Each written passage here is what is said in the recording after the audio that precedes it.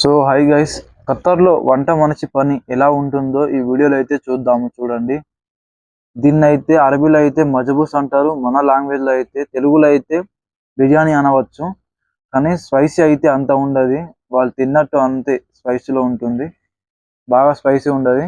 మావాడైతే parcel అయితే చేస్తుండు, ఎందుకంటే ఫుడ్ మిగిలింది, లోపల ఆల్రెడీ పంపించేసినాము, కానీ ఇలా ఫుడ్ అయితే మిగిలింది. ఎప్పుడన్నా ఫుడ్ అయితే ఇలా మిగిలినప్పుడు మేమైతే ఇలా ప్యాక్ చేసి ఫ్రిడ్జ్ లో పెట్టేస్తాము, ఎవరన్నా బయట వాళ్ళు అయితే తీసుకుంటారు. ఈ మజబూస్ గురించి అయితే మావాడైతే ఎండలు అయితే 4 hours అయితే కష్టపడ్డాడు. చూడండి, మావాడు ఇంకా వర్క్ చేస్తూనే ఉన్నాడు. చాలా రిస్క్, బాగా రిస్క్ ఇది. వాళ్ళు ఎన్ని ఐటమ్ చేయాలంటే అన్ని ఐటమ్ చేయాల్సిందే, తప్పదు, పక్కా చేయాల్సిందే. మావాడైతే అన్ని కుక్ చేసి అంత లోపలైతే పంపించేసిండు. ఇప్పుడు అన్ని సామాన్లు అయితే వాష్ చేసిండు. చూడండి, అవన్నీ వాష్ చేసిన తర్వాత మంచిగా క్లీన్ చేసి అలా లోపల